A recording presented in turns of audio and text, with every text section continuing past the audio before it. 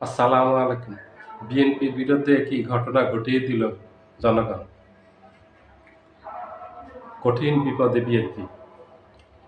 অবিশ্বাস্য জনপ্রতিরোধে পড়ছে বিএনপি। আজকে শরীফ ওসমান হাদি যখন গুলিবিদ্ধ হয়, তারপরের থেকে বিএনপির বিরুদ্ধে মানুষ ক্ষোভে ফুঁসতেছে। ওসমান হাদি গুলিবিদ্ধ হলো, আর দেখেন যোগসূত্রটা কোথায়? ওসমান হাদি গুলিবিদ্ধ হলো, ক্ষোভে ফুঁসতেছে বিএনপির বিরুদ্ধে মানুষ। বিএনপির বিরুদ্ধে মিছিল করতেছে, বিএনপির নেতাদের বাড়িঘর ভাঙচুর করা বলতেছে, বিএনপির গুলশান অফিস ভাঙ্গার স্লোগান দিচ্ছে জনগণ। কেন বিএনপি এত ক্ষোভে পড়লো মানুষের? এত জনরোষে পড়লে কেন বিএনপি? বিএনপি নেতাকর্মীরা দাবি করতেছে বিএনপি এই দেশের সবচেয়ে জনপ্রিয় দল। এত জনপ্রিয় দল কেন? এখন জনগণেরই এই অকল্পনীয় ক্ষোভের মুখে পড়লো, যেটা কল্পনাও করেনি মানুষ, যে বিএনপি এত ক্ষোভের মুখে পড়বে। ওসমান হাদি গুলিবিদ্ধ হলো সন্দেহের তীর মির্জা আব্বাসের দিকে। আপনারা দেখেছেন মির্জা আব্বাস ওসমান হাদিকে দেখার জন্য ঢাকা মেডিকেলে গিয়েছে। সেখানে জনগণের ব্যাপক বিক্ষোভের মুখে ঢুকতে পারেনি, সেখান থেকে বেরোতে আসছে এবং সেখান থেকে তাকে নিরাপদে বের করিয়ে দিয়েছে সেনাবাহিনী সহ আইন শৃঙ্খলা রক্ষাকারী বাহিনী। কেন মির্জা আব্বাস তোপের মুখে পড়লো? এখন সবার সন্দেহের তীর হলো মির্জা আব্বাস এই ঘটনা ঘটিয়েছেন। সেখানে স্লোগানও দিয়েছে, সেখানে আপনারা ভিডিওটা দেখবেন, সেখানে অনেকেই বলছে যে এই ঘটনার জন্য আপনি দায়ী, সরাসরি এইভাবে আঙ্গুল তুলে মির্জা আব্বাসকে বলছে। আপনারা দেখবেন ইউটিউবে সেই ভিডিওটা আছে, অনেকগুলি চ্যানেল থেকে সেই ভিডিও দেখেছে। এটা অনেক অনেক ভিডিও আছে, এটা প্রত্যেকটা চ্যানেল থেকে এই ভিডিওটা আছে, যে মির্জা আব্বাস যে তোপের মুখে পড়ছে এবং মির্জা আব্বাসকে যে ভুয়া ভুয়া স্লোগান দিচ্ছে, এবং সাথে মির্জা আব্বাসকে সরাসরি দায়ী করা হচ্ছে যে আপনি এটার জন্য দায়ী। তার অর্থ মির্জা আব্বাস করিয়েছেন এটা। এই যে গুলিবিদ্ধ হয়েছে ওসমান হাদি, এই কাজটা মির্জা আব্বাস তার সাঙ্গপাঙ্গদেরকে দিয়ে করিয়েছেন। তার মানে হলো বিএনপি করিয়েছে এটা। কারণ হলো মির্জা আব্বাস তো বিএনপির নেতা, উনি তো বিএনপির প্রতিনিধিত্ব করেন। এই জন্য বিএনপি প্রতিরোধের মুখে পড়ছে, মির্জা আব্বাস প্রতিরোধের মুখে পড়ছে। শুধু ঢাকা বিশ্ববিদ্যালয় না, সারা বাংলাদেশে আজকে বিএনপির বিরুদ্ধে ক্ষোভে পড়ছে। বিএনপি ভারত আওয়ামী লীগের বিরুদ্ধে সারা বাংলাদেশে আজকে মিছিল হচ্ছে, বিক্ষোভ হচ্ছে, স্লোগান হচ্ছে, ব্যাপক স্লোগান হচ্ছে। যেভাবে ভারতের বিরুদ্ধে স্লোগান দিচ্ছে, একইভাবে আওয়ামী লীগের বিরুদ্ধে দিচ্ছে, একইভাবে বিএনপির বিরুদ্ধে দিচ্ছে। এখন বিএনপি তো ক্ষমতায় নেই, বিএনপির বিরুদ্ধে কেন? মানুষের এত ক্ষোভ কেন বিএনপির বিরুদ্ধে? কেন মানুষের এত অকল্পনীয় ক্ষোভের মুখে পড়লো বিএনপি?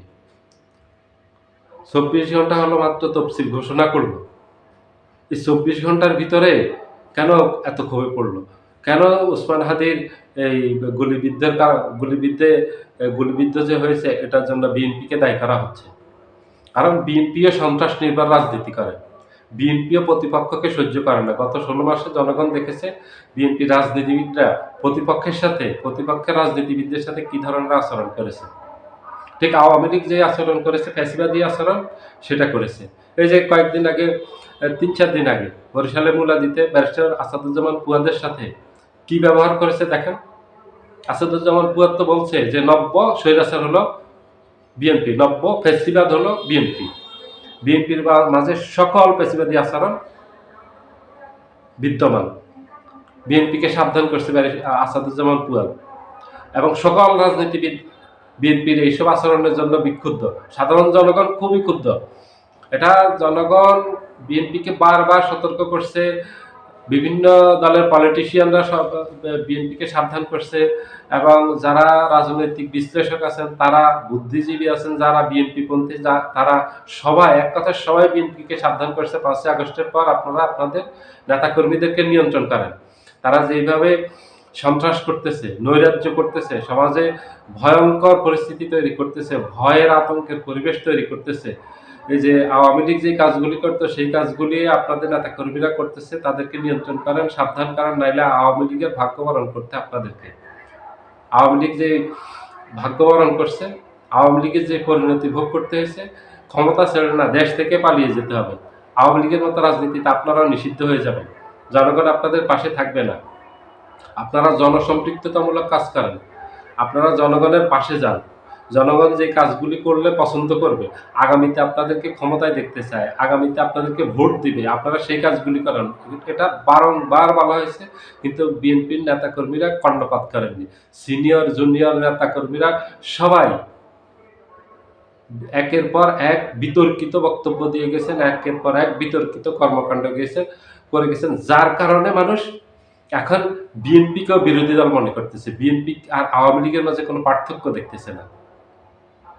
আওয়ামী লীগ ক্ষমতায় থাকতে যা করছে, এখন বিএনপি ক্ষমতায় যাওয়ার আগেই তা করতেছে।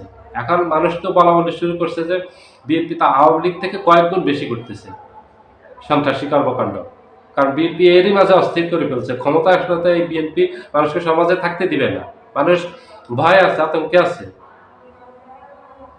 মানুষ বিএনপির ভয়ে আতঙ্কিত। এখন এই অবস্থা করলে ক্ষমতা আসলে কি করবে?